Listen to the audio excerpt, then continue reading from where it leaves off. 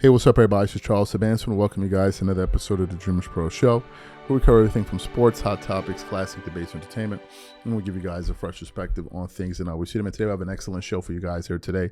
But before we get into it, please make sure you like the video and sub to the channel. Also, sign up to our free newsletter called Champions Digest. We have it pinned in the comments below. And please make sure you follow me on Instagram. My handle is CTABANZ. So let's get into this topic here.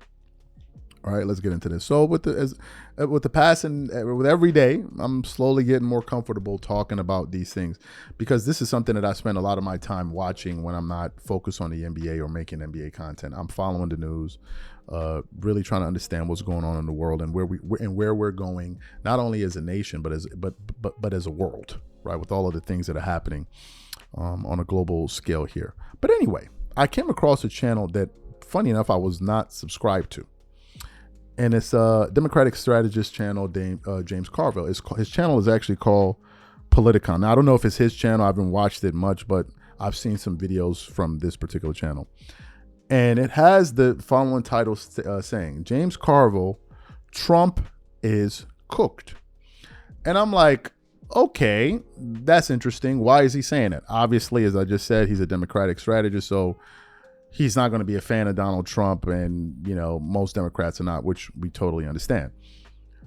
So I ended up clicking on the video because I wanted to know what he was talking about, and I actually thought he was going to talk about the horrendous poll numbers for President Donald Trump. I think he has an approval rating of 31, which is absolutely disastrous considering the groundswell of support that he had on his way to the White House. I mean, if you just go back 10, 11 months and you just think about the shift that was happening, even from a cultural standpoint, you had so many young men swinging towards Trump and his side. You had people like Joe Rogan and so many podcasters endorsing the press. I mean, to see it go from that to this is shocking. Now, if you look at the Republican Party, especially those within the MAGA faction, because some conservatives have said, look, there's a difference between conservatives and MAGA, and I understand that. There's a lot of infighting. Candace Owens is fighting with this person. Ben Shapiro's fighting with that person. Nick Fuentes, everybody's fighting with him. Of course, you have Tucker Carlson, you have Matt. It's just a total mess, and it's almost shocking to witness. Because again, 9-10 months ago, these guys were riding the ultimate high. And the shift has been so dramatic that now, for example, the number one podcast in the United States is Midas Touch. Think about that. The number one podcast in the United States right now is Midas Touch. Going into the election, it was all of the right-leaning podcasters. So it's been an absolute shift. So I thought that was what James Carville was going to talk about. And he did talk about that a little bit. But then he got to another part of his point that really had me saying, okay, it looks like he's not playing now. As you guys know, Donald Trump has made it no secret that if he's not a fan of you, he is not a fan of you. He doesn't like the Democrats. He doesn't like the liberals. He thinks they're a bunch of Looney Tunes.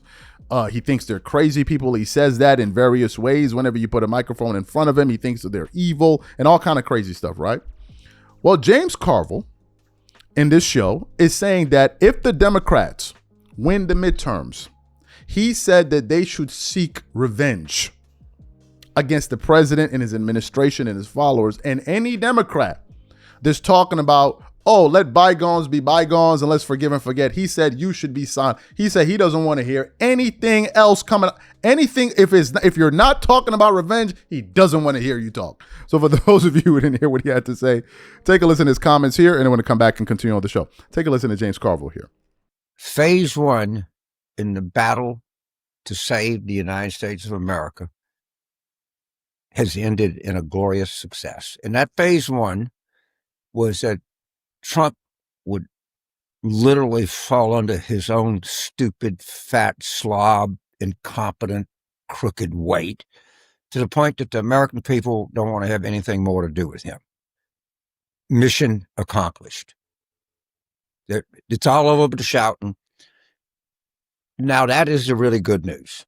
We're going to win elections everywhere. The bad news is he still has the constitutional power of the presidency. And he still has a compliant and, with my opinion, corrupt Supreme Court working hand in hand with him to destroy the country. But in terms of the public being any part of this, it's over, done. We won. Toast yourself. Okay. He's just totally punched himself out. No one wants to have anything to do with it. So now that this is over, we're gonna win in 2026. And listen to all that shit. Okay. I don't think I'll win New Jersey, and you just wait. Trump's the magic, and he's got it's over. It's over. They just doing that to themselves. So, well, James, what do we do? First, be vigilant. You are already forewarned that he's going to do anything he can to try to stop a fool with the 2026 election. Set up committees, okay? Have people be on the ready to deploy, to demonstrate, to go out in front of the courthouse, to go out in front of the polling place, to write letters to the editor, to send things to your friends. But my point is, you know, when a country was getting ready, when Britain thought it was going to be invaded, you had the Home Guard, you did all of these kind of preparatory things. Well, that's what we got to do. There's an attempted invasion of American democracy. It's already been invaded. But by the way, the first landing craft has been destroyed, sunk, and resunk. But there's more coming. And when this will end, and it will end really, really poorly for them. I'm going to tell you some that we don't want to listen to. I don't want to listen to any Democratic asshole talking about not looking back and looking forward. No, look back. Okay? That's the important thing. You don't let something like this go and let every asswipe on every panel and every editorialist and every columnist say, yes, this was a very difficult time in American history, but now's the time to heal, and heal we must. No healing. Accountability. Because if we don't explore every iota of how this happened, it will happen again. It will happen again. And I have to tell you, getting ready to hear, in all of the people, by the way, this accountability, some of it is criminal. That must be pursued with all vigor, okay? And some of it was just weakness and stupidity. And like the people that wrote columns and went on and said, well, you know, maybe Trump's not as bad as him. Maybe we should work with him.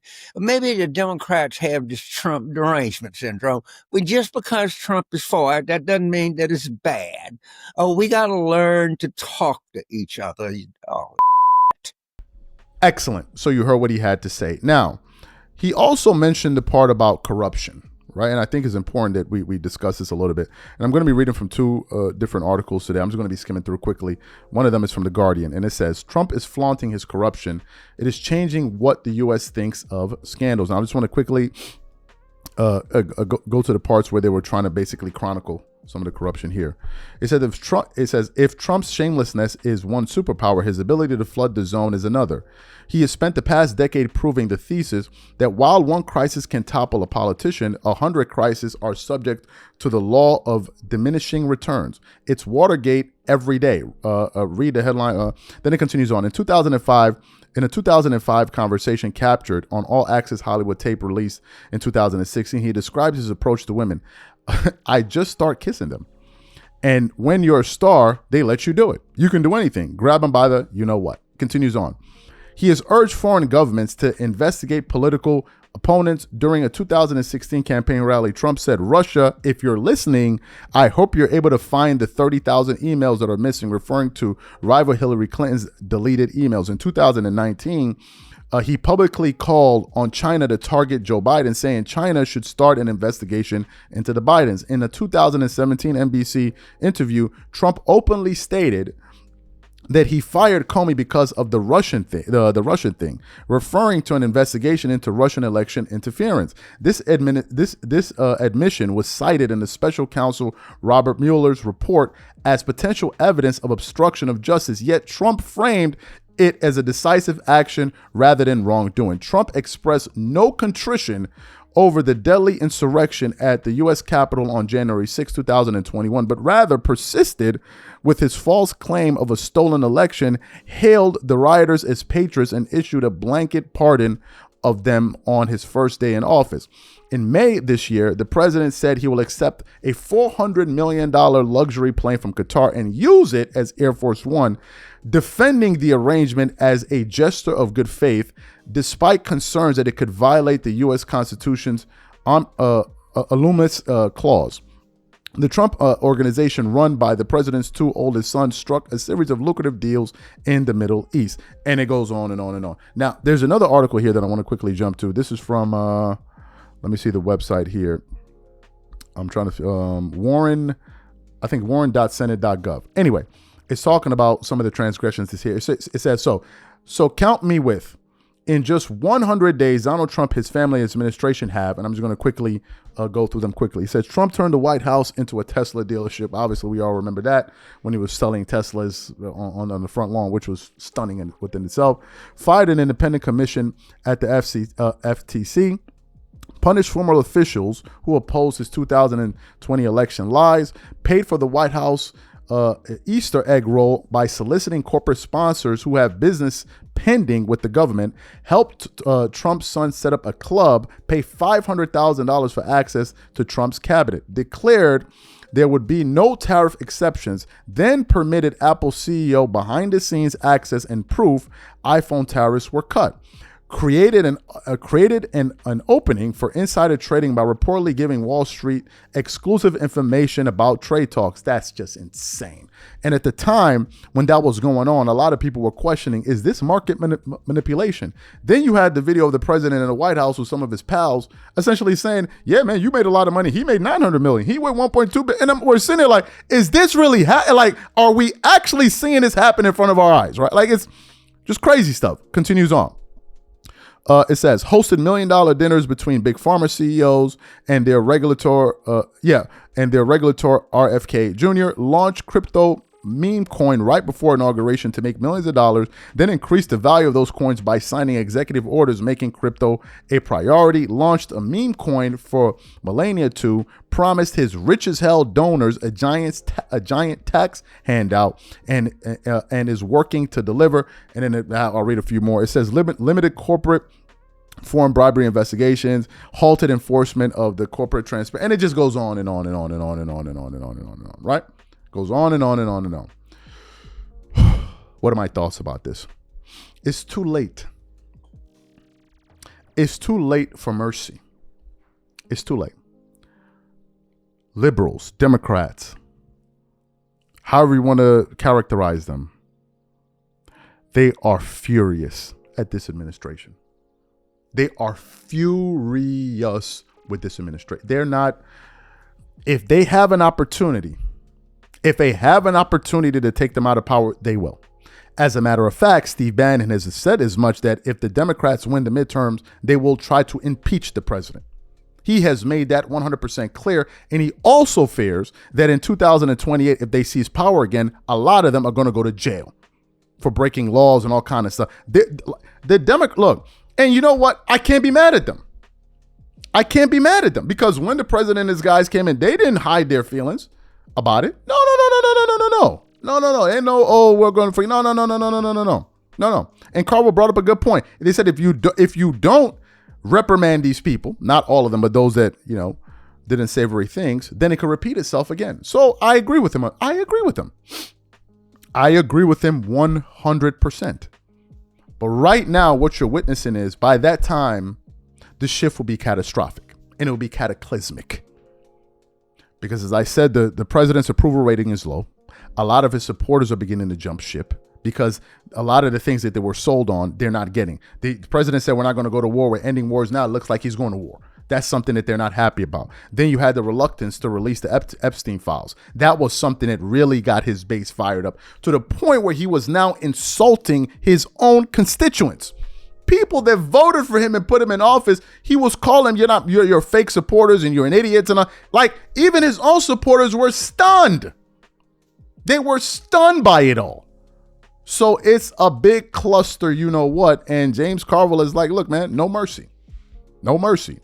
And a lot of people agree with him. These are my thoughts. Whatever you guys think, please leave your thoughts in the comments and we catch you guys on the next show. I'm out. Peace.